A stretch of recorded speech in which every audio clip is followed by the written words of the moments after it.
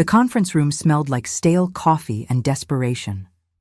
I watched my daughter-in-law's perfectly manicured hand slide a manila folder across the polished mahogany table toward my husband. Her voice dripped with false concern as she said those words I'll never forget. "David, I'm so sorry, but your mother is having an affair." The folder hit the table with a slap that echoed in my chest. My husband's face went pale. The lawyer sitting beside Jesse adjusted his glasses. And me? I just smiled, because 3 months earlier, I had no idea this moment was coming. Back in early spring, I was living what I thought was my golden era. At 58, I had everything I'd worked for: a beautiful home in the suburbs of Chicago, a husband I'd loved for 35 years, and enough savings that retirement felt like a reward, not a worry. David and I had built our fortune together, brick by brick, starting with a small landscaping business that grew into a multi-million-dollar enterprise. Our net worth wasn't something we flaunted, but it was comfortable, secure, ours. I remember the exact morning I realized how good life had become. It was one of those perfect April days when the sun feels warm, but not oppressive, and the tulips I'd planted the previous fall were finally blooming in neat rows along our driveway.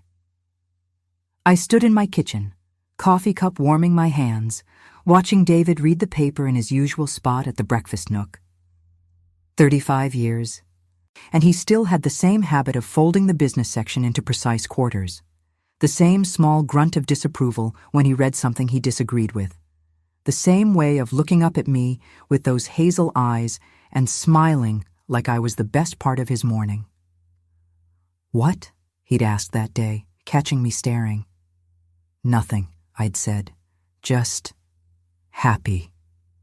He'd reached for my hand across the table, his thumb rubbing that familiar circle on my palm. "Me too, Lynn, me too." That memory haunts me now, not because it was false, but because I didn't know it was already under attack. When our son Michael brought Jessie home 5 years ago, I welcomed her with open arms. She was younger than him by 8 years, blonde, polished, always dressed like she'd stepped out of a catalog.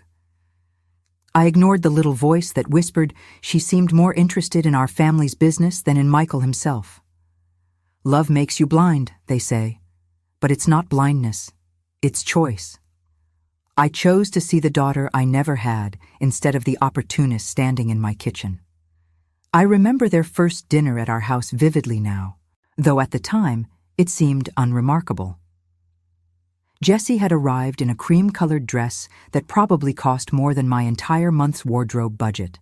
Her hair swept up in one of those effortlessly elegant styles that actually takes an hour to achieve. She'd brought wine, an expensive Bordeaux that she made sure to mention was from a vineyard she'd visited in France. "This is beautiful," she'd said, her eyes sweeping across our living room. But she wasn't looking at the art or the furniture. She was calculating. I see that now. Her gaze lingered on the original oil painting above the fireplace, the custom built-ins, the subtle markers of wealth that old money knows how to hide, but new money always spots. "Thank you," I'd said, leading her to the dining room where I'd set the table with my grandmother's china. "We've been here almost 20 years. It's home." 20 years in this neighborhood? Jessie had raised her eyebrows. The property values must have tripled. Michael had laughed, pulling out her chair. "Jessie works in real estate. She can't help but appraise everything." But it wasn't everything she was appraising. It was us, our worth, our vulnerability. Dinner had been pleasant. Jessie asked all the right questions, complimented the food, laughed at David's jokes. She touched Michael's arm at all the appropriate moments, played the role of devoted girlfriend with Oscar-worthy precision.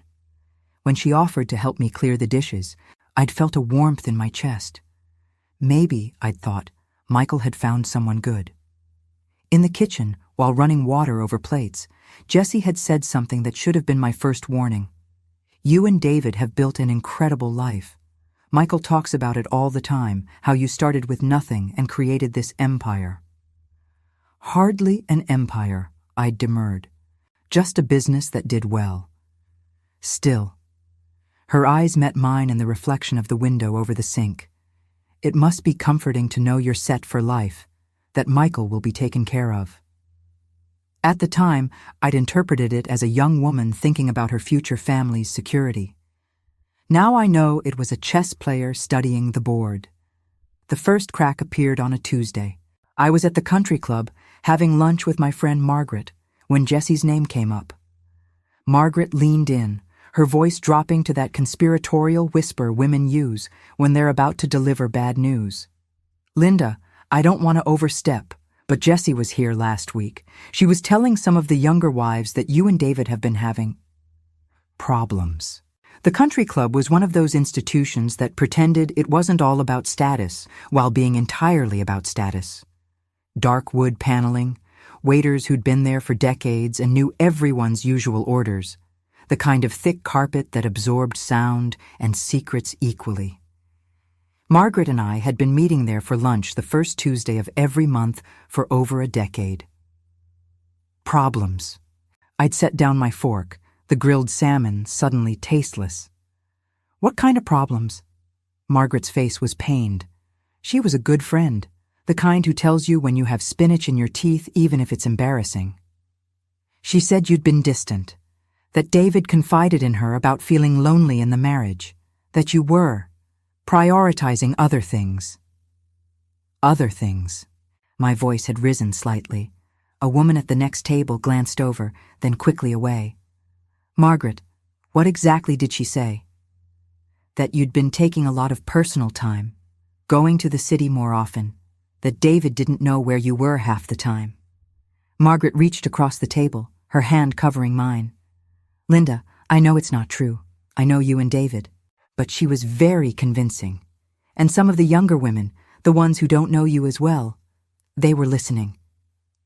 I laughed it off. Problems? David and I were solid. We'd weathered Michael's difficult teenage years, 2 recessions, and my mother's slow decline into dementia. We were the couple people envied, but Margaret's eyes held something I couldn't ignore. Pity. "What should I do?" I'd asked. "Talk to David," Margaret had said.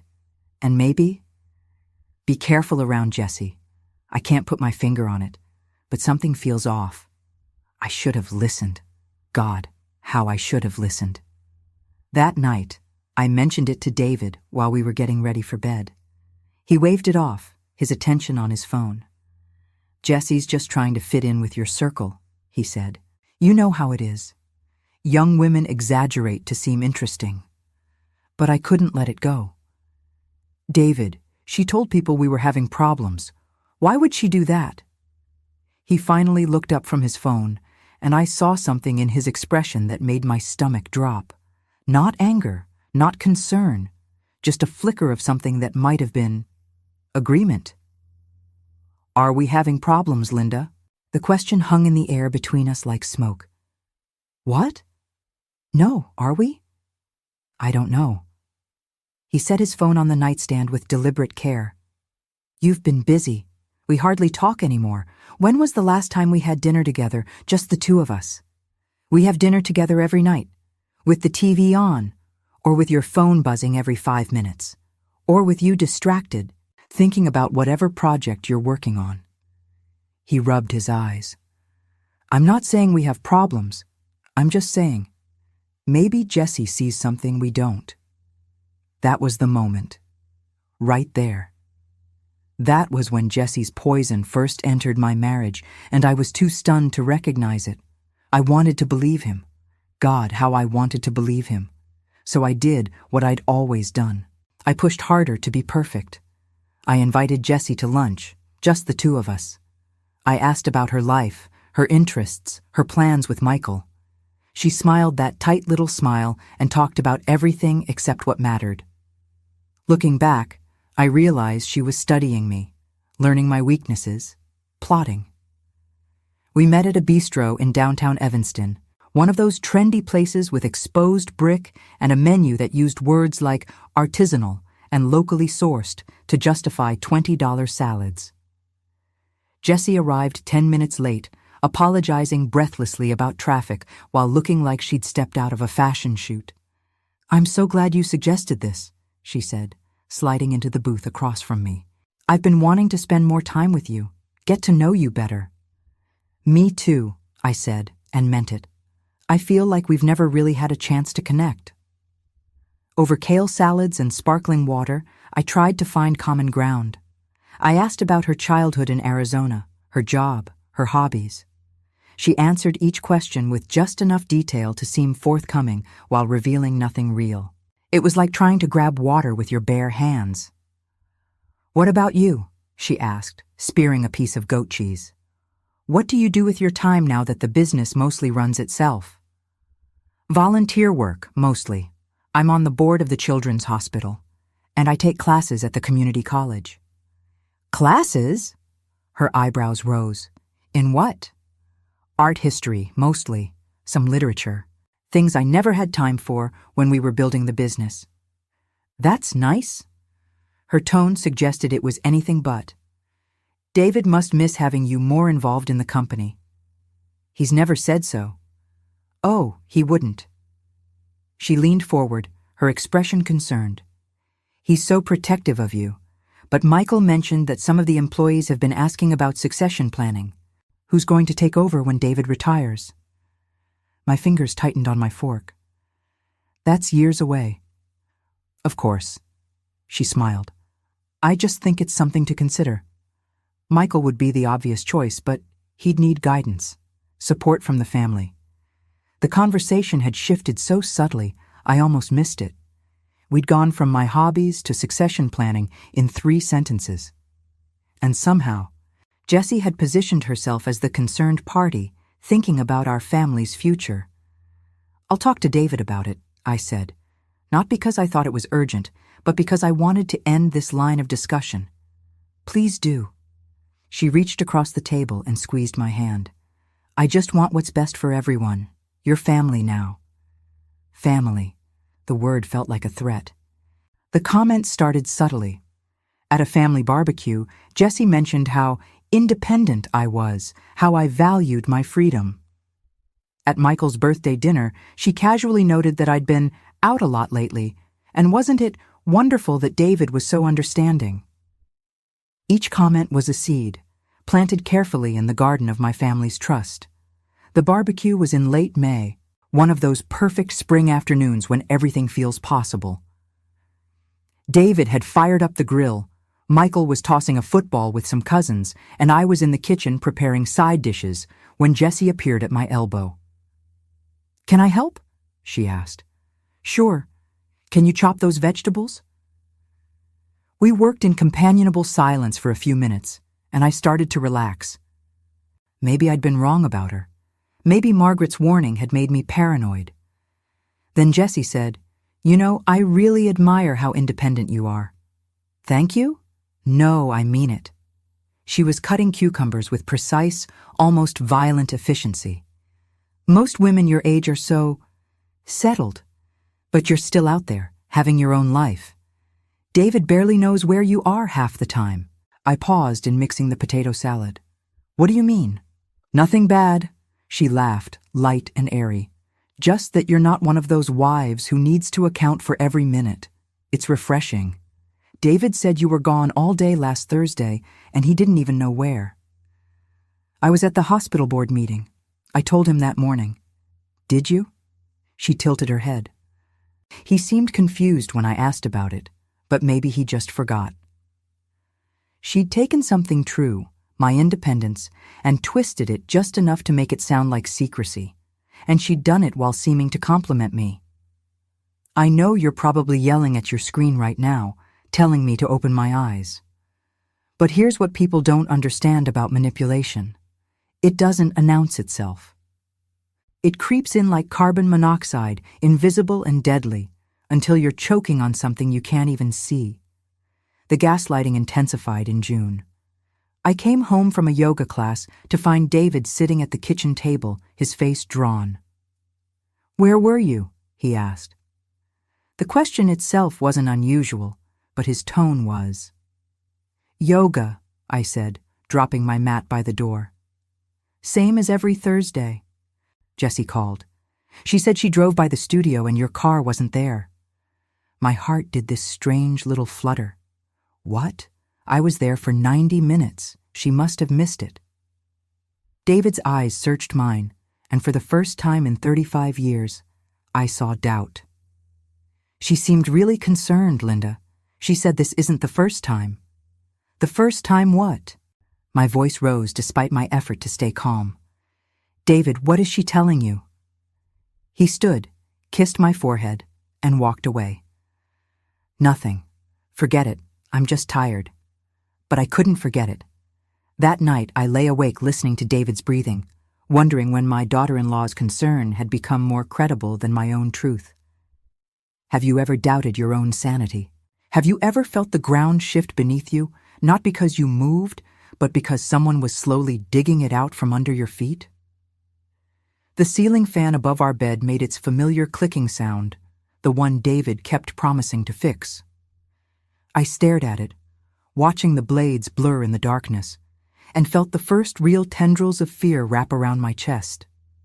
Something was very wrong, and I couldn't name it yet. Beside me, David shifted, his back to me. We'd always been the kind of couple who slept tangled together, but tonight there was a gap between us. Small, maybe 6 inches, but it felt like a canyon. David, I whispered, Are we okay? The silence stretched so long I thought he'd fallen asleep. Then, I don't know what we are anymore, Linda. The next morning, I found the first real clue. I was doing laundry, a mundane task that had somehow become my meditation, when I found a receipt in David's jeans pocket. Dinner at Chez Laurent, our anniversary restaurant. Except our anniversary was in September, and this was dated 2 weeks ago. The total was for 2 people. My hands shook as I stared at the numbers. $347. Chez Laurent was special. It was where David had proposed, where we'd celebrated every anniversary for the past 20 years. The maitre d' knew us by name. The chef sent out complimentary desserts. It was ours. And David had taken Jessie there. I confronted him that evening. Who did you take to Chez Laurent? David's face went through a series of emotions, confusion, realization, then something that looked like guilt. Jessie, he said finally. She wanted to talk about Michael. She's worried about their marriage. So you took her to our restaurant and didn't tell me? I didn't think it mattered. Linda, you're acting paranoid. Paranoid. The word landed like a slap. This is how it works, you see. The abuser doesn't just attack you. They make you question whether the attack is even happening. They reframe your reality until you're the crazy one for noticing the pieces don't fit. What's wrong with their marriage? I pressed. Michael hasn't said anything to me. That's because he doesn't see it. David ran his hand through his hair, a gesture of frustration I knew well. Jessie says he's been distant, working too much. She needed advice on how to reconnect with him. And she came to you? I've been married for 35 years. Who else would she ask? The logic was sound. The scenario was plausible, but something in my gut was screaming that this wasn't right. Why our restaurant, David? Why not meet for coffee? Why a $300 dinner at the place we go for our anniversary? Ma, because it's quiet and the food is good. His voice was rising now. Why are you making this into something it's not? Jessie is family. She needed help. I helped her. End of story. But it wasn't the end. It was just the beginning. I stopped crying that night. I stopped explaining. And I started hunting. Chapter 2. Of my investigation began with technology. I'm not proud of what I did next, but desperation makes us all capable of things we judge in others. I installed a tracking app on David's phone while he slept. I set up alerts for his credit card charges. I became a detective in my own marriage, and the irony wasn't lost on me. Jessie was accusing me of deception while orchestrating the greatest con of all. The app installation took less than 5 minutes. I waited until David was in that deep sleep stage, the one where he snores softly and nothing short of a fire alarm will wake him. His phone sat charging on his nightstand, face up, And I knew his passcode because we'd never had secrets. Until now. My hands trembled as I downloaded the tracking software. Each second felt like an hour. When David stirred, I froze, my heart hammering so hard I was sure he'd hear it. But he just turned over, mumbled something about the Henderson account, and sank back into sleep. The data painted a disturbing picture. David was meeting Jesse for coffee every Tuesday and Thursday, the same days I had yoga and book club.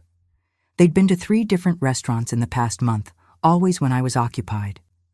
The charges were always split, always just under the threshold that would trigger a notification on our joint account.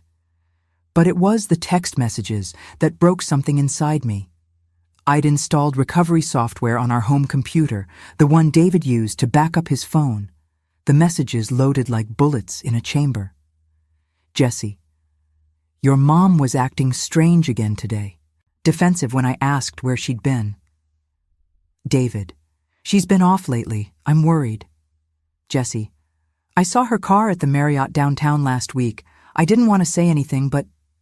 David, the hotel? Are you sure? Jesse, I'm so sorry. I wish I was wrong.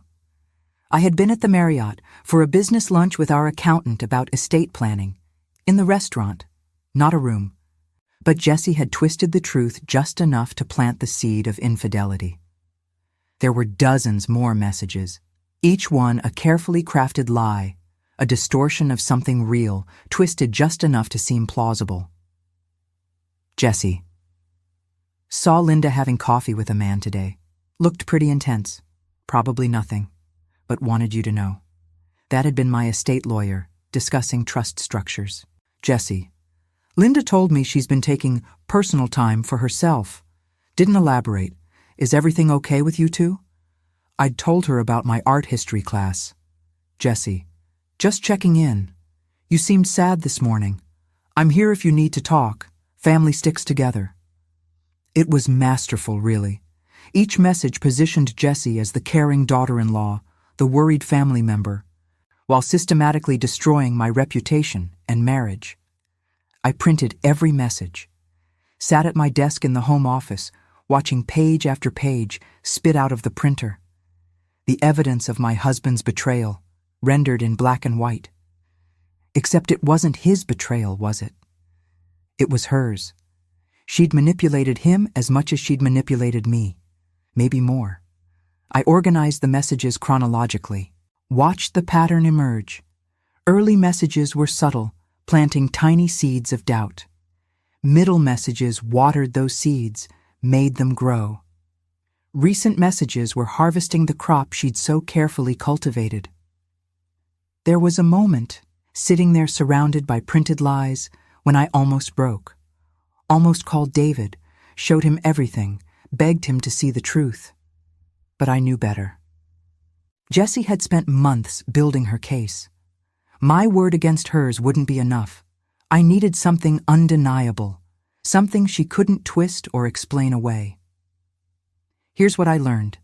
A betrayal this deep doesn't heal, it scars over. You can't unsee the evidence that someone you loved has chosen to believe the worst about you. The metallic taste of that knowledge sits on your tongue for days. But I also learned something else. I learned I was stronger than I'd given myself credit for. 35 years of marriage, of building a business, of raising a son, of navigating life's countless challenges had forged something in me. Something unbreakable. Jessie had chosen the wrong woman to destroy.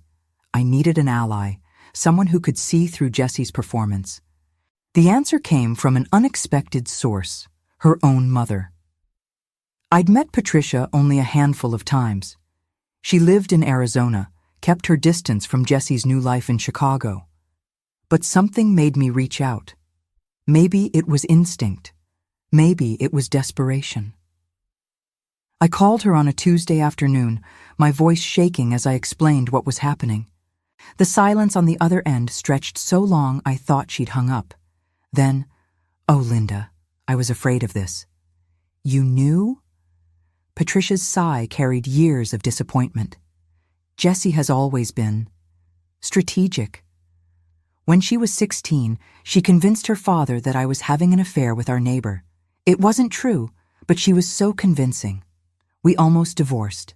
I caught her going through our financial documents one night, and when I confronted her, she turned the whole thing around on me. I was sitting in my car in the parking lot of a Target, and suddenly I couldn't breathe. The air felt too thick, too hot. I cranked up the AC, but it didn't help. "Why didn't you warn us? Would you have believed me?" A bitter ex-wife speaking against her daughter. Patricia's voice cracked. "I've watched her do this before. She targets people with wealth, with stability. She studies them until she finds the weak point. Then she inserts herself into the crack and widens it until everything breaks." "Tell me everything," I said. "From the beginning." Patricia's story was a nightmare. She'd been married to Jesse's father, Robert, for 23 years when Jesse was 16. They were comfortable, upper middle class. Robert owned a successful insurance agency. They had savings, investment properties, a good life. Jesse was always different, Patricia said. Even as a child, she was observant in this calculating way. She'd watch people, figure out what they wanted, then mirror it back to them. It made her very popular, very successful. But there was always something hollow about it. Patricia's voice took on a distant quality, like she was watching old home movies in her mind. I remember her 5th birthday party. All the kids were playing, being loud and messy the way children are. But Jessie, she was watching the adults, studying how they interacted. When Robert's boss arrived late, she immediately went to him, said exactly the right thing to make him feel welcome. She was 5 years old, Linda. 5. And she was already performing. "That's unusual," I said carefully. I told myself it was just emotional intelligence, that she was gifted at reading people. I made excuses for years. When she lied about breaking the neighbor's window and somehow convinced them it was their son who did it. When she manipulated her teachers into giving her better grades by playing the tragic child whose parents didn't understand her. When she pitted her friends against each other just to see who'd fight harder for her approval. "You must have been terrified." "I was in denial," Patricia said. "She was my daughter. I kept thinking she'd grow out of it, that it was a phase, but it wasn't a phase. It was who she is." When Jessie was 16, she'd wanted a car. Not just any car, but a BMW that cost more than they'd agreed to spend. Robert said no. A week later, he found suggestive text messages on Patricia's phone. Except Patricia hadn't sent them. Jessie had, using her mother's phone while Patricia slept. "It spiraled so fast," Patricia said. "Robert wanted to believe me, but Jessie kept finding evidence. A receipt from a hotel I'd never been to. Photos of me with a man who turned out to be my cousin, but Jessie had cropped out everyone else to make it look suspicious. She was so methodical." How did she get the receipt? She created it. Photoshopped it using a real hotel receipt and my credit card information. It looked authentic. Robert called the hotel, and they had no record of me ever staying there. But by then the doubt was planted. Maybe I'd paid cash. Maybe I'd used a fake name. Jessie made sure every piece of evidence had just enough ambiguity to keep the suspicion alive. I felt sick. This was exactly what was happening to me, but I was hearing it from 20 years in the future. And the photos? There were 3 of them, me and my cousin Paul at a family reunion, but she'd cropped them to make it look intimate. One showed us hugging hello. Another showed us laughing at something. The third showed him touching my arm, all innocent in context, damning without it. Robert believed her? Not immediately, but she was patient. She kept at it for months. Every time Robert and I had a fight, even a minor one, Jessie would be there. "Poor Dad," she'd say. "You deserve better than this." She drove a wedge between us so slowly we didn't even notice it was happening until we drifted miles apart. How did it end? Robert and I stayed together, but barely. The damage was done. Trust was gone. Jessie got her car as a peace offering to help the family heal. Patricia's laugh was bitter. We didn't understand until years later that she'd orchestrated the whole thing. What's her endgame? With my ex-husband, it was control of his business. He died 3 years ago, left everything to her instead of me. She's been through his entire estate. Patricia paused. Linda, how much are you and David worth? The number felt obscene to say out loud. Around 12 million. The business, investments, property. And what happens if you divorce? The implication hit me like ice water. Illinois is an equitable distribution state. If David divorced me on grounds of infidelity, Jessie could convince Michael to contest any prenuptial agreements we had. Our son was named as a partial beneficiary in David's will. If Jessie could drive a wedge between David and me, position herself as the loyal daughter-in-law, she could influence where that money went. This wasn't about love. It was never about love. It was about a fortune, and Jessie was playing the long game. Patricia, I said slowly, would you be willing to testify to this? To go on record about what Jessie did to your marriage? I've been waiting for someone to ask me that for years, she said. When do you need me in Chicago? I spent the next 2 weeks becoming someone I didn't recognize. I smiled at family dinners while recording conversations on my phone. I played the doting mother-in-law while screenshots of text messages piled up in a hidden folder on my laptop. I watched Jessie perform her concern, her worry, her carefully crafted narrative of Linda the unfaithful. Every interaction became a performance. At Michael's house for Sunday dinner, I watched Jessie work the room like a politician. She'd touch David's arm and say things like, "You look tired. Is everything okay at home?" When I'd bring up anything I'd done that week, she'd subtly undermine it. "Mom's been taking so many classes," she'd say to Michael. "It's wonderful how she's finding herself." Finding myself, as if 35 years of marriage and building a successful business meant I'd been lost. The close call came during a family gathering at our home. I was in the kitchen when I heard Jessie's voice in David's study.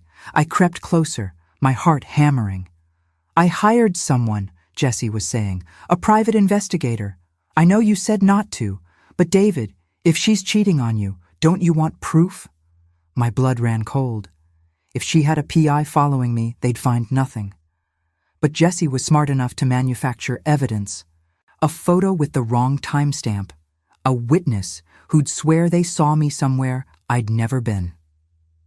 I stood outside that door, my phone recording in my pocket, and listened to my husband's response.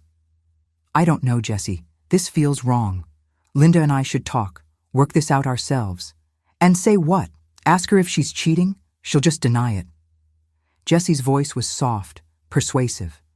"David, I know this is hard, but you deserve the truth. Michael deserves to know if his mother is destroying this family. Let me think about it. Of course. Take all the time you need." A pause. "I'm just trying to protect you. You've been so good to Michael and me. You're like a father to me, you know that?" Like a father. The manipulation was so obvious it was almost beautiful in its cruelty. She was isolating David, making herself his ally, positioning me as the enemy. I had to move faster.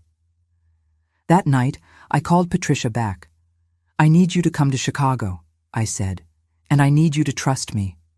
"What are you planning?" "The truth." I looked at my reflection in the dark window, saw a woman I'd forgotten existed. "I'm going to give Jessie exactly what she wants, a public stage, and then I'm going to burn her performance to the ground." The trap took 3 weeks to set. I planned it for our annual family charity gala, an event we hosted every year to raise money for children's hospitals. 200 guests, colleagues, friends, family, the perfect audience for Jessie's supposed triumph. Those 3 weeks were the longest of my life. I had to be perfect. I had to give Jessie enough rope to hang me with while collecting evidence of every lie she told. I met with Thomas Chen, our estate lawyer, 6 times. We documented everything. He helped me create a legal strategy that would protect our assets and, more importantly, expose Jesse's fraud. Illinois law is clear on manipulation and undue influence, especially when it comes to estate planning and inheritance.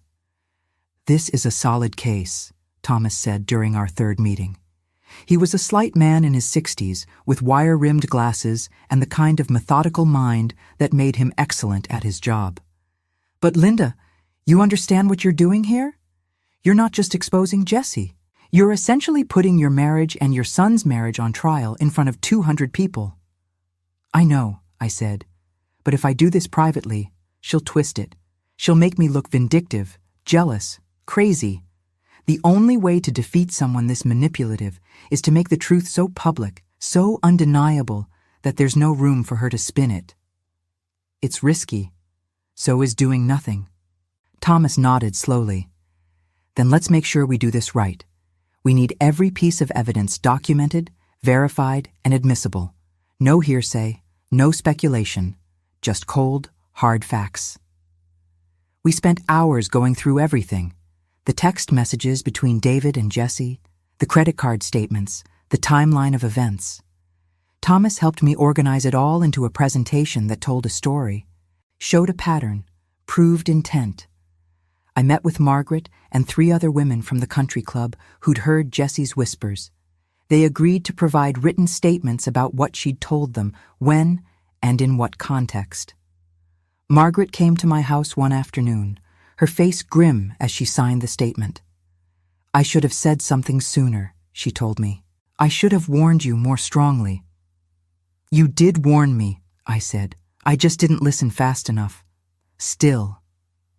She looked at the statement, at her signature in black ink. "This is going to be ugly, Linda. Are you prepared for that? I don't have a choice. If I don't stop her now, she wins. My marriage ends. My relationship with my son is destroyed.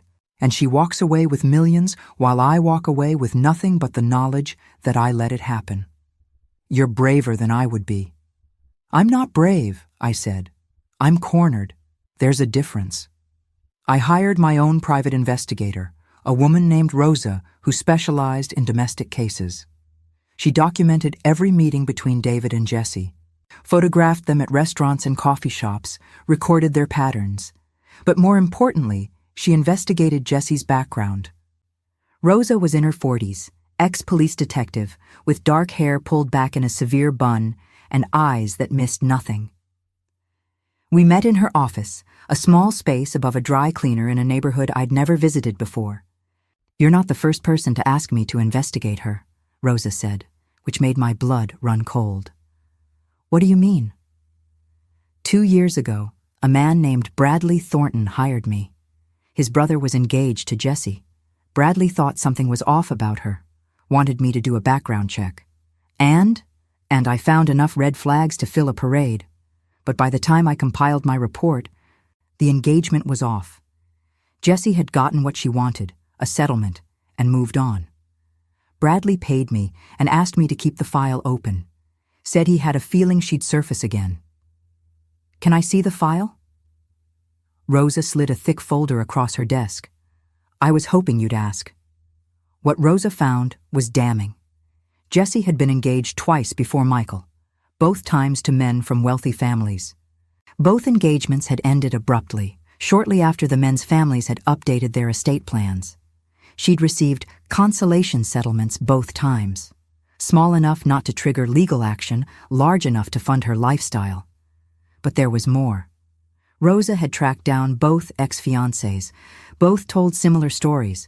Jesse had been perfect at first. Loving, attentive, everything they'd ever wanted.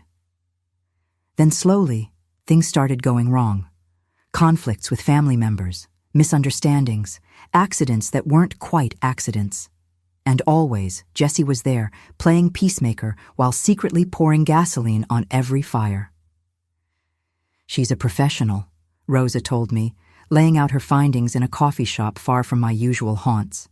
"She targets wealthy families, gets close, causes chaos, then extracts what she can. You're just the latest mark." "Except I'm not going to be another statistic," I said.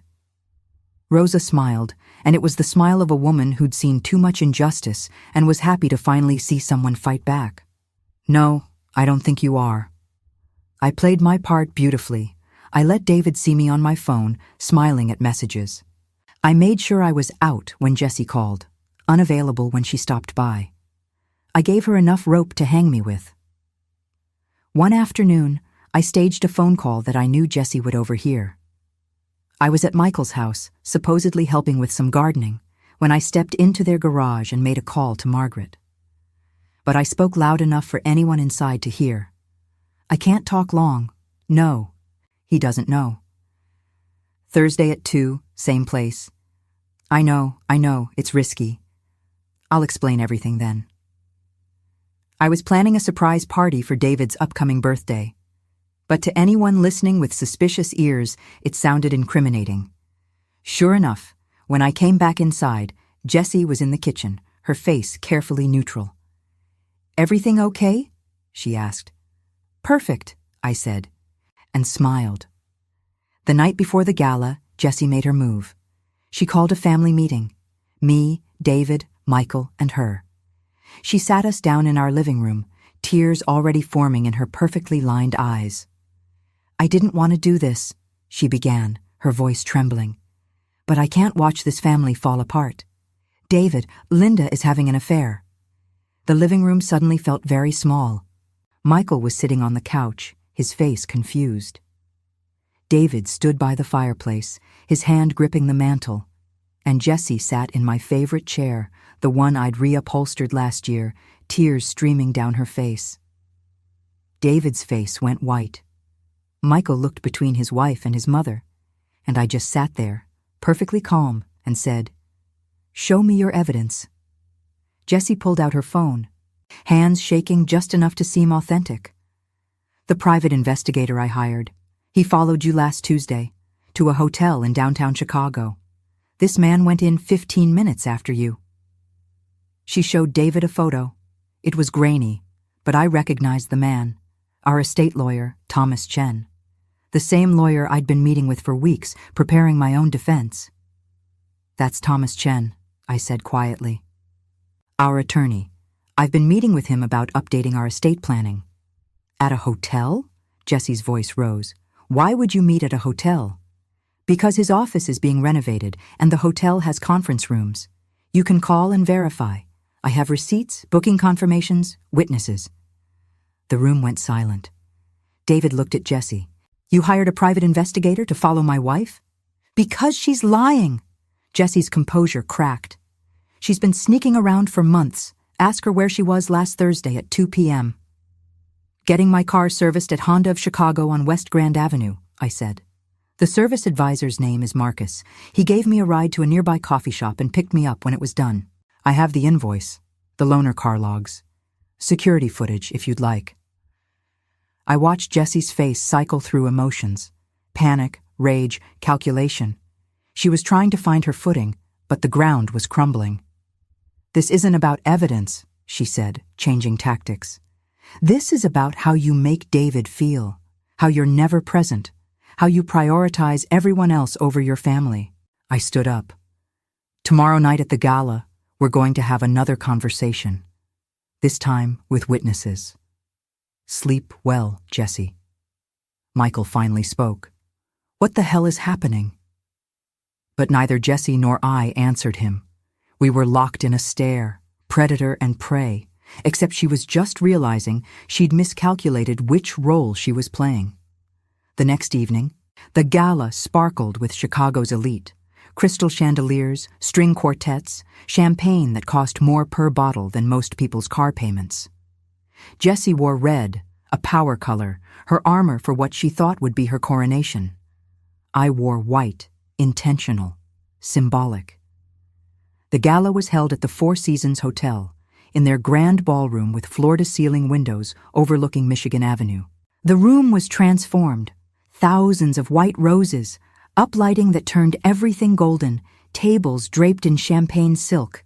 It was beautiful, it was expensive, and it was about to become the scene of Jessie's complete destruction. Getting ready that evening was surreal. I stood in my closet, staring at the white dress I'd chosen weeks ago. Simple, elegant, symbolic. White for innocence. White for truth. White for the clean slate I was about to create. David came in while I was fastening my necklace. "You look beautiful," he said, but his voice was hollow. There was a distance between us now, a canyon that Jessie had carved word by word, lie by lie. "Thank you," I said, meeting his eyes in the mirror. For a moment, I almost told him everything, almost showed him what I'd discovered, what I'd planned. But I couldn't risk it. If he warned Jessie, even accidentally, the whole thing would fall apart. "Linda," he said, and something in his tone made me turn around. "Are we okay? Really okay?" I looked at my husband of 35 years, at the doubt in his eyes, the uncertainty. Jessie had done that, had taken this good man, this faithful husband, and turned him into someone who questioned everything. "Ask me that tomorrow," I said. "After tonight, everything will be clear." He frowned, confused, but I kissed his cheek and walked past him. I had a war to win. The ballroom was already filling when we arrived. I could see Jessie across the room, resplendent in that red dress, holding court with a group of younger wives. She saw me and smiled, that practiced smile that had fooled so many people for so long. I smiled back. Let the games begin. I watched her work the room in those first hours. She was magnetic. I'll give her that. She told stories, laughed at jokes, touched arms and shoulders with practiced familiarity. She was building her audience, making sure they knew her, liked her, would believe her when the moment came. I saw her corner my friend Beth near the champagne fountain, saw her lean in conspiratorially, saw Beth's face shift from casual interest to concern. Whatever Jessie was saying, it was working. Another seed planted, another person primed to believe the worst of me. But I had seeds of my own to plant. I made my rounds systematically, stopped at every table, greeted every guest, made sure people saw me calm, confident, present. Not the distracted, suspicious woman Jessie had been describing. Not the unfaithful wife off living some secret life. Just Linda, the woman they'd known for years. "Lovely event as always," said Richard Henderson, one of David's oldest business partners. "You and David really outdid yourselves this year." "Thank you, Richard. It's important work, the children's hospital. Some things are worth going all out for." "Speaking of going all out," his wife Carol leaned in, her voice dropping. "Is everything all right? Jessie mentioned you'd been under a lot of stress." There it was, the poison, still spreading even now. "Did she?" I kept my voice light. "That's sweet of her to be concerned. Everything's fine. Better than fine, actually. You'll see." Carol looked puzzled, but I moved on before she could ask questions. What she didn't know was that I'd been building my own case for weeks. Patricia had arrived that morning and was somewhere in the crowd. I spotted her near the back, looking nervous in a navy dress, clutching a glass of wine like a lifeline. We made eye contact briefly. She nodded. Ready. Rosa, my private investigator, had compiled a presentation that was loaded and ready. She was posing as catering staff, blending in perfectly, but I knew she had her hand on her phone, ready to send me the files the moment I gave the signal. Thomas Chen was standing near the bar, looking uncomfortable in his tuxedo, but prepared. He caught my eye and gave the slightest nod. The legal documents were in order. Everything was admissible. Everything was airtight. Midway through the evening, I clinked my glass for attention. 200 faces turned toward me. "Thank you all for being here," I began, my voice steady. "Before we continue with the auction, I need to address something personal." David's eyes widened. Jessie's face went pale. Around the room, conversations died. You could hear the ice shifting in glasses. "Many of you know my daughter-in-law, Jessie. She's been a part of our family for 5 years. What you don't know is that for the past 6 months, she's been systematically convincing my husband that I'm having an affair." Gasps rippled through the crowd. Michael grabbed Jessie's arm. She tried to speak, but I continued. "She's planted false evidence, hired investigators, made accusations designed to isolate me from the man I've loved for 35 years. I pulled out my phone, connected it to the projection screen we'd been using for the charity presentation. Rather than defend myself privately, I thought transparency might be illuminating. The screen lit up with text messages. Jessie's messages to David, time-stamped and dated. Her conversations with her mother, which Patricia had provided, showing Jessie discussing her plan to secure the inheritance. Receipts from the PI she'd hired. Photos of her meeting with a divorce attorney, taken by Rosa.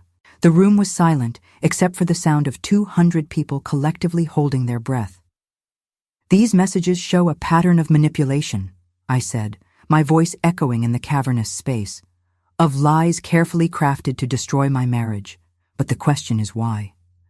I clicked to the next slide.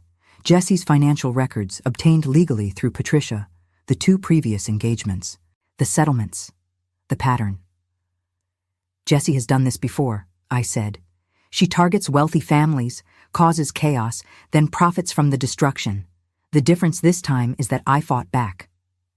But the final blow was the recording. I'd set up a voice-activated recorder in David's study the day before the family meeting. Jessie's voice filled the room, crystal clear. "Once we get Linda out of the picture, you'll see how much David depends on me. Michael will inherit half of everything. We'll be set for life."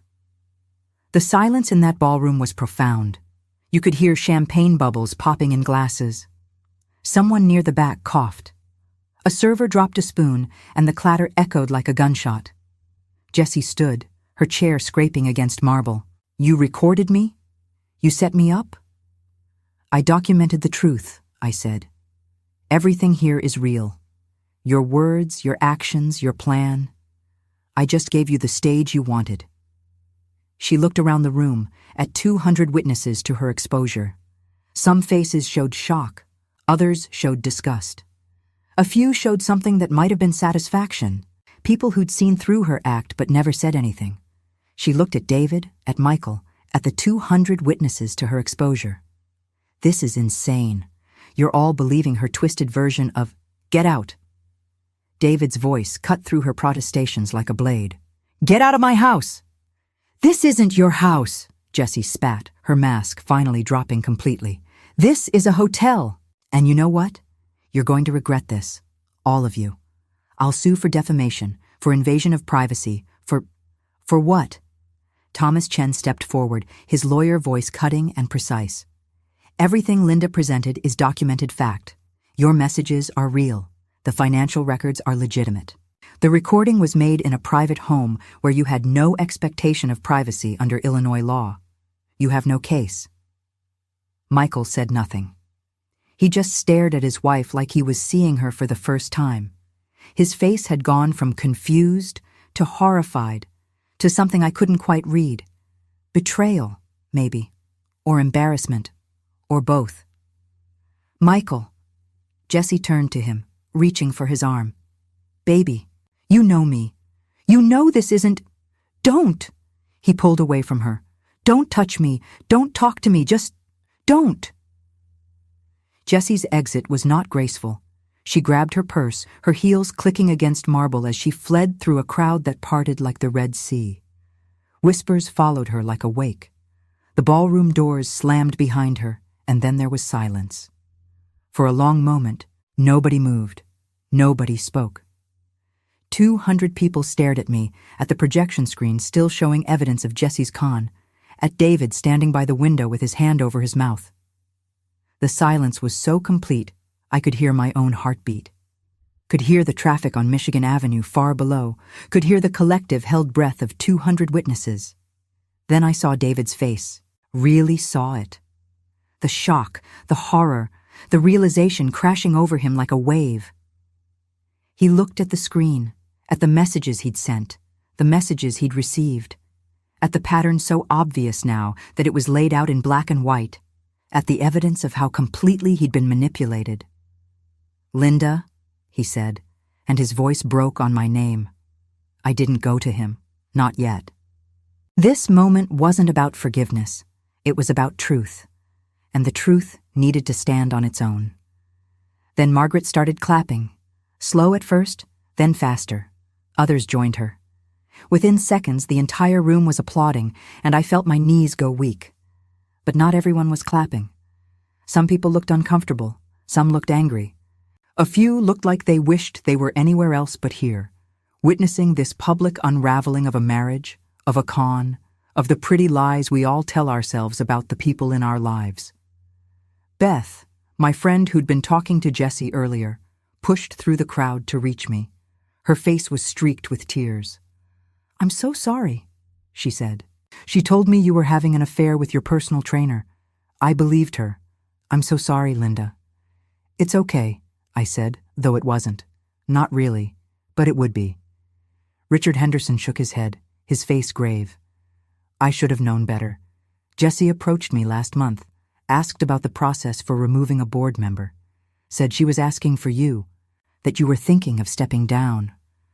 I almost brought it up at the next meeting." "She wanted me removed from the company board?" "She made it sound like it was your idea, that you were overwhelmed, wanted to simplify your life." He looked disgusted. Whether with Jessie or himself, I couldn't tell. "I should have gone directly to you, should have verified. I'm sorry, Linda." This was it. This was what Jessie had been building toward. Not just destroying my marriage, but removing me from the business, from the board, from any position of control, making it easy for David to push me out entirely, believing it was what I wanted. "How far did it go?" I asked. "Not far." I told her any board changes needed to be voted on and discussed openly. But Linda, she's been talking to other board members too, laying groundwork, if she'd had a few more months. I didn't need him to finish. A few more months, and Jessie would have had me completely isolated, removed from the business, divorced from David, cut off from my son. With nothing to show for 35 years, except the knowledge that I'd been systematically destroyed by a woman I'd welcomed into my family. Patricia found me near the bar afterward, her eyes wet. "I didn't raise her to be this," she said again, the words a mantra of maternal guilt. "I know," I told her. "But you raised yourself to be honest. That's what matters." David found me an hour later after most of the guests had left. The cleanup crew was already breaking down tables, and the white roses were being packed into boxes for delivery to nursing homes the next day. "Linda," he said, and his voice broke. I turned to him. My husband of 35 years, the man who'd believed the worst of me because someone told a convincing lie. "I'm sorry doesn't even begin to cover it," he said. "I was so stupid, so blind. She played me, and I let her." "You did. Can you forgive me?" I looked at him for a long time, at the gray in his hair, the lines around his eyes, the familiar shape of him, at 35 years of history that Jessie had almost destroyed. "I don't know yet," I said honestly. "Ask me again in a year." The legal fallout was swift and merciless. Michael filed for divorce within a week. The prenuptial agreement Jessie had signed, ironically at my insistence when they married, meant she walked away with exactly what she'd brought into the marriage: nothing. Her plan to secure millions through manipulation crumbled under the weight of documented evidence. Michael moved back home with us for a few weeks. He was 33 years old and sleeping in his childhood bedroom, and the irony wasn't lost on any of us. He didn't talk much those first days, just sat in the backyard, staring at nothing, trying to reconcile the woman he'd married with the con artist we'd exposed. The first few nights were the hardest. I'd hear him pacing at 2 a.m., 3 a.m., hear the sound of his shower running at odd hours because he couldn't sleep. One night, I found him in the kitchen at 4 a.m, sitting in the dark with a glass of whiskey he hadn't touched. "Can't sleep?" I asked, pulling out a chair. He shook his head. "Every time I close my eyes, I see her face, not the face from the gala when everything fell apart, the face from our wedding day. She looked so happy, Mom, so genuinely happy. And I can't figure out if any of it was real." "Some of it might have been," I said carefully. "In the beginning, before the con was fully operational. Or maybe she convinced herself she loved you, that this time would be different. Sociopaths are complicated that way." "Is that what she is? A sociopath? I don't know. I'm not a psychologist. But yes, probably.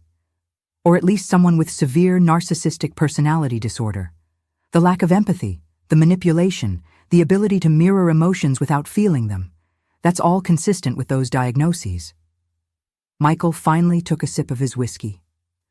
I keep thinking about moments, little things that didn't make sense at the time, like how she'd tell me she loved my mother, but she was never actually nice to you when you weren't looking, or how she'd cry about her difficult childhood, but the stories kept changing, or how every ex-boyfriend was crazy or obsessed with her.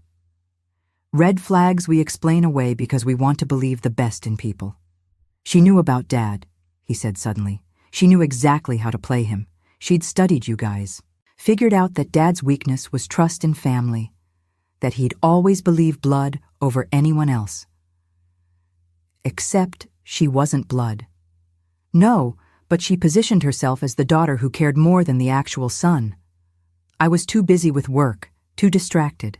But Jessie, she was always there, always available, always concerned. He laughed bitterly. I thought it was sweet. I thought I'd married someone who genuinely loved my family. Did you know? He asked me one evening. We were sitting on the patio, watching the sun set over the neighbor's trees. This was about a week into his stay with us. Not at first, I said, but I suspected. And then I knew. Why didn't you tell me? Would you have believed me? He was quiet for a long time. Probably not. Exactly. She was so... He struggled for words. She was so perfect. Everything I said, she agreed with. Every problem I had, she had a solution for. Every insecurity I felt, she soothed. I thought I'd found my person. She studied you, I said gently. She learned what you needed and became that. It's not your fault you believed it was real. It feels like my fault. I reached over and took his hand. The only person at fault here is Jessie. She's sick, Michael. Not mentally ill, but morally. She's missing something fundamental that the rest of us have. Conscience? Empathy, I said. She doesn't feel what other people feel. She just mimics it. How do I trust anyone again? His voice cracked. How do I meet someone new and not spend the whole time looking for signs that they're another Jessie? Therapy, I said honestly, and time, and being gentle with yourself. You're not the first person to be conned by someone like her, and you won't be the last. But you survived. You got out. That's what matters. I didn't get out. You got me out. I gave you the information. You made the choice to believe it, to accept it, to walk away. That took courage, Michael. Don't discount that. Michael's divorce was finalized in 3 months. Jessie tried to fight the prenup, claiming duress and fraud, but her lawyer withdrew when the full scope of her deception became clear. No attorney wanted to defend manipulation that blatant. David and I spent the next month in therapy, not because our marriage was broken, but because trust needs reconstruction, not just repair. He apologized 1,000 times, but I told him the same thing each time. You're not sorry for doubting me. You're sorry you were manipulated. There's a difference. He learned to sit with that difference. Our therapist, Dr. Sarah Kim, had an office in downtown Evanston, all soft colors and comfortable chairs and a white noise machine that hummed outside the door. We went every Tuesday at 4 p.m. The first session was brutal. David and I sat on opposite ends of the couch, a cushion between us that might as well have been the Grand Canyon. Dr. Kim let us sit in silence for a full minute before speaking. "Who wants to start?" she asked. Neither of us spoke. I stared at a painting on the wall, some abstract thing in blues and grays. David stared at his hands. "Okay," Dr. Kim said. "Let me start. Linda, you've been through a targeted campaign of psychological manipulation. David, you were used as a weapon against your wife. Both of you are victims here. But both of you also have work to do if you want to rebuild trust. The question is, do you want to rebuild it? Yes, David said immediately. I took longer. I don't know, I said honestly. I want to, but I'm so angry, and I don't know if that anger will ever fully go away. Good, Dr. Kim said. Anger is appropriate here. Anger is healthy. It's when you suppress the anger that we have problems. Linda, you have every right to be furious at your husband. But I was manipulated, David protested. Yes, you were. And you also chose, repeatedly, to believe the worst about your wife instead of talking to her directly. Those are both true. You can be a victim and still be responsible for your choices. David looked like she'd slapped him, but he nodded. Tell me about the moment you first doubted Linda, Dr. Kim said during our third session. By then we were sitting closer on the couch, not touching, but closer. David shifted in his seat. It wasn't one moment. It was accumulation. Little comments from Jesse, little inconsistencies I thought I noticed. Looking back, I realized I was being primed. Each comment built on the last until doubt seemed reasonable. And Linda, when did you first feel that doubt directed at you? When he asked me where I'd been after yoga class. The tone of his voice. That was the first time I felt like I had to prove something. Dr. Kim nodded. That's the insidious nature of gaslighting. It makes the victim responsible for disproving lies rather than making the accuser responsible for proving truth. I should have known, David said. I should have seen through it. Why? Dr. Kim asked. You'd never encountered someone like Jessie before. You had no framework for understanding what she was doing. It's like blaming someone for not recognizing poison when they've only ever drunk clean water. But Linda figured it out. Because Linda was the target, I said. I had to figure it out, or I'd lose everything. You were the weapon. You didn't need to understand it because, from your perspective, it all made sense. Every lie Jessie told you confirmed what you were already starting to believe. That doesn't make it okay. No, I agreed. It doesn't. We worked through it, session by session. David learned to recognize manipulation tactics. I learned to trust again, slowly, in small increments. It wasn't easy. Some days I'd catch myself checking his phone, and I'd have to physically stop myself.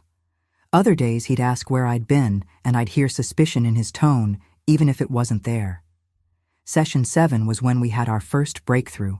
Dr. Kim had asked David to list all the things he loved about me, all the reasons he'd married me. He started talking, and I started crying. Because they were all still true. I was still the woman he'd fallen in love with. Jessie hadn't actually changed me. She'd just convinced him to stop seeing me. I'm sorry, he said for the 1,000th time. Linda, I'm so sorry. And for the first time, I really heard it. Not as empty words or guilt-driven apology, but as genuine remorse from a man who'd made terrible mistakes and was committed to doing better. I know, I said. I know you are. Recovery isn't linear, Dr. Kim told us. Some days will be better than others. The goal isn't to forget what happened. It's to build something new that acknowledges the past, but isn't imprisoned by it. Can we do that? David asked. Can we really move past this? Dr. Kim looked at both of us. That depends. Linda, can you forgive him? Not today, maybe not for years, but eventually. And David, can you live with the fact that you broke something precious and it may never be exactly the same again, even if you fix it? Yes, I said slowly. I think I can.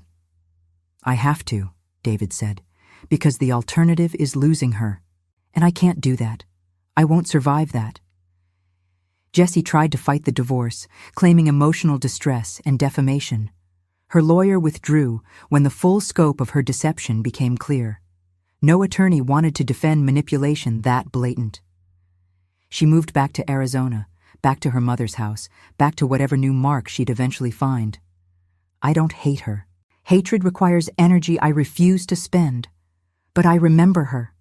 I remember how easily lies can masquerade as concern, how betrayal can wear a smile. Patricia called me a few months after the gala.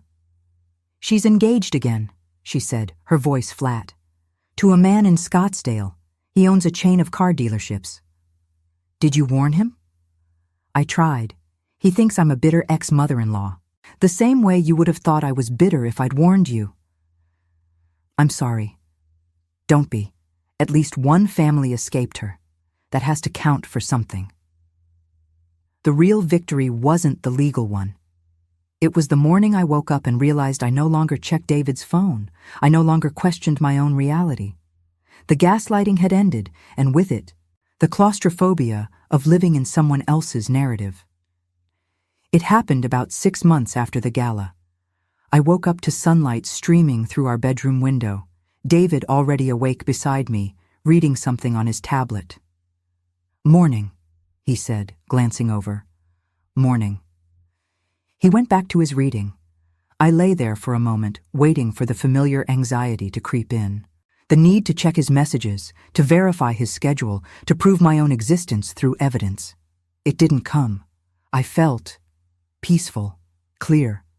Like someone had removed a weight I'd been carrying for so long, I'd forgotten what it felt like to stand up straight. "You okay?" David asked, noticing my expression. "Yeah," I said, and meant it. "I'm okay." I found my peace in unexpected places. I started volunteering at a women's shelter, helping others recognize the signs of psychological abuse I'd missed in my own life. I learned that manipulation doesn't require physical violence to destroy someone. Words can be weapons. Silence can be torture. And love, twisted the right way, can become a cage. The shelter was in a nondescript building in downtown Chicago, the kind of place you'd walk past without noticing. Inside, it was warm and safe and full of women rebuilding their lives from nothing. I led a weekly support group for women dealing with emotional and psychological abuse. 10 to 12 women, sitting in a circle, sharing their stories. At first, I just listened. Let them talk. Let them hear themselves name what had happened to them. Then I started sharing my own story. Not the ending, not the dramatic gala exposure, but the middle parts, the doubt, the gaslighting, the way I'd questioned my own sanity. "He told me I was paranoid," one woman said. Her name was Angela. She was 28 and had left her husband with nothing but the clothes on her back. Every time I questioned where he'd been or who he'd been with, he said I was paranoid. "That's textbook gaslighting," I told her. "They make you doubt your own perceptions, make you think the problem is your reaction, not their behavior." "But how do you know the difference?" another woman asked. "How do you know if you really are being paranoid or if they're gaslighting you?" "Trust your gut," I said. "Your instincts are usually right. If something feels off, it probably is. The problem is, we've been taught to ignore our instincts, especially when they conflict with what someone we love is telling us." These women taught me as much as I taught them. They showed me resilience. They showed me that survival isn't just about escaping abuse. It's about rebuilding yourself after. Here's what I need you to understand. Because this is the educational part where I stop telling my story and start helping you protect yours. Psychological abuse is insidious. Research shows it affects 28 to 62% of victims, more common than physical abuse. It doesn't leave bruises you can photograph, it leaves doubt, it leaves confusion, it makes you question your own memories, your own worth, your own sanity. The signs are subtle. Someone who constantly questions your whereabouts while positioning themselves as concerned. Someone who isolates you from friends and family under the guise of protecting you. Someone who rewrites history, making you doubt events you clearly remember. Someone whose concern always seems to benefit them. In my case, Jessie's plan was financial. She saw our wealth and decided she deserved a piece of it. She studied our marriage until she found the vulnerability, David's natural trust in family. Then she exploited it, slowly, methodically, until she almost succeeded. Know your legal rights. Document everything. In Illinois and most states, psychological abuse can be grounds for protective orders, financial manipulation, especially in cases involving elderly individuals or those in positions of dependency, can constitute elder abuse or exploitation. If someone is systematically destroying your reputation or relationships for financial gain, that's fraud. It's actionable. But beyond the legal protections, protect your sense of self. The moment someone makes you doubt your own reality, stop. Write down what you know to be true. Talk to people outside the situation. Don't isolate yourself in an attempt to keep peace, because that peace is an illusion. It's silence dressed up as harmony. I rebuilt my relationship with David, but I also rebuilt myself. I reconnected with friends I distanced myself from. I pursued hobbies Jessie had mocked. I reclaimed the parts of myself I'd shrunk to make room for her approval. Margaret and I started having lunch twice a month instead of once. I joined a book club that actually discussed books instead of just drinking wine and gossiping. I took a pottery class and discovered I was terrible at it, but I loved it anyway. I started saying no to events I didn't want to attend, to obligations that drained me, to people who took more than they gave. I started saying yes to adventures, to risks, to the possibility that life wasn't over just because I'd survived something terrible. The fortune Jessie wanted is still mine. David and I updated our estate planning with ironclad provisions that protect against future manipulation. We created a trust for Michael that Jessie can never touch. We donated a significant portion to organizations that help abuse victims because money is just money until you use it for something that matters. Michael met someone new about a year after his divorce. Her name is Rebecca.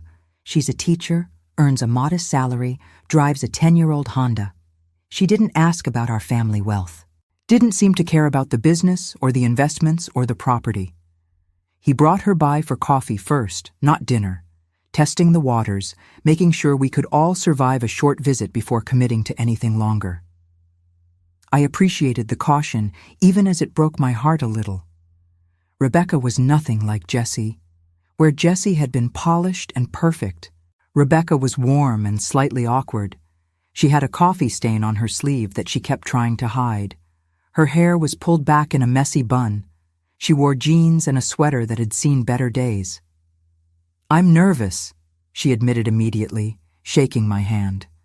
"Michael's told me everything. About Jessie, about what happened. I know you're probably looking at me wondering if I'm another version of her."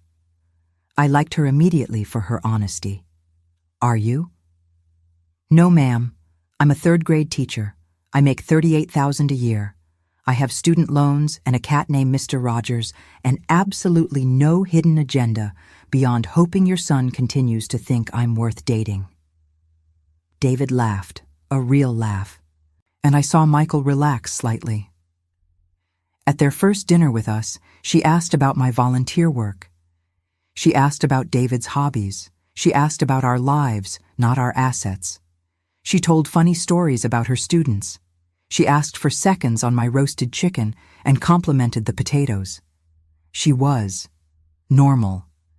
Refreshingly, beautifully normal. After they left, David and I sat in the living room nursing glasses of wine. "What do you think?" he asked. "I think she's either the most genuine person Michael's ever dated, or she's an even better actress than Jessie." Linda. I know. I'm trying not to be paranoid. But David, we have to be careful. We have to protect Michael. We also have to let him live his life. I know that too. A few weeks later, Michael came over alone. "I need to ask you something," he said, "and I need you to be honest. Always. Do you think Rebecca is like Jessie? Do you think I'm making the same mistake?" I thought about it carefully. "No," I said finally. "I don't. But Michael, I also didn't see through Jessie until it was almost too late, so my judgment isn't infallible." "But your gut." "What does your gut say?" "My gut says she's genuine, that she cares about you, not what you have, that she's a little intimidated by us, but trying not to show it, that she's had her own share of heartbreak and is being careful because of it, just like you are." "Yeah?" "Yeah." I reached for his hand. "But Michael, even if I'm right, even if she's wonderful, you need to be smart. Take it slow. Watch for red flags. Don't ignore your instincts just because you want it to work. I like her, I told Michael later, after they'd been dating for 6 months. Me too, he said. But I'm scared. What if I'm wrong again? Then you're wrong. But Michael, you can't live your whole life afraid of being fooled. You just have to be smarter, more careful. And most importantly, you have to trust yourself. How do I do that when my own judgment failed me so badly before? Your judgment didn't fail. You were conned by a professional. There's a difference. Rebecca wants to get engaged, he said suddenly. She hasn't said it directly, but I can tell. We've been dating for almost a year now. Her lease is up next month. It's that natural point where things either move forward or end. What do you want? I want to marry her. I want to build a life with her, but I'm terrified. Have you told her that? Some of it. She knows I'm gun-shy, but I don't think she really understands how deep it goes. How sometimes I look at her and I see Jesse's face. How I analyze every word she says, looking for hidden meanings that probably aren't there. Maybe you need to tell her all of it, I said. Maybe she deserves to know the full extent of what you're dealing with. And if she runs, then she wasn't the right person anyway. But if she stays, if she helps you through it, then you'll know she's worth the risk. He proposed 3 months later. Rebecca said yes. They got married in a small ceremony at a courthouse with just family and a few close friends. No elaborate wedding, no 200 guests, just the people who mattered most. And when Rebecca signed the prenup we'd insisted on, she didn't even blink. Of course, she'd said. After what you all went through, I'd be insulted if you didn't ask. Today, I'm 59. I wake up in my Chicago home, watch the sunrise over the lake, and feel nothing but gratitude. Not because the betrayal didn't hurt, not because the gaslighting didn't damage me, but because I survived it. Because I fought back. Because I refused to let someone else's lies define my truth. This morning, the lake was steel gray under a cloudy sky. I stood at the window with my coffee, watching waves lap against the shore, and I thought about the woman I was a year ago. The woman who questioned everything about herself, who lived in constant doubt, who felt the ground shifting beneath her feet. That woman is gone. She had to die for this woman to emerge. David came up behind me, wrapped his arms around my waist. What are you thinking about? How far we've come. We still have farther to go. I know, but that's okay. The journey is the point. He kissed my temple. I love you, Linda. I know, I said. I love you too. And I meant it, not in the desperate, clinging way I'd loved him during Jesse's campaign, but in the solid, certain way you love someone when you've seen the worst and chosen to stay anyway. So here's my question for you, wherever you're listening from. Have you ever felt that subtle shift, that moment when someone's concern feels more like control? Have you ever questioned your own memories because someone else's version seemed more convincing? Drop your city and time in the comments. Tell me if you think I handled this right, or what you would have done differently. And if this story resonated with you, if you've lived through something similar or fear you might be living through it now, hit that like button. Subscribe, because I share these stories not for entertainment, but for survival. Yours and mine. I've got 2 other videos you might want to watch. One about financial abuse in families, and another about rebuilding after betrayal. They're linked on your screen. Until the next story, protect your heart. But more importantly, protect your truth. Trust your instincts. And never ever let someone make you doubt what you know to be real. Take care of yourselves out there. This is Linda, signing off from Chicago, where the truth won and the lies lost. And that's exactly how it should be.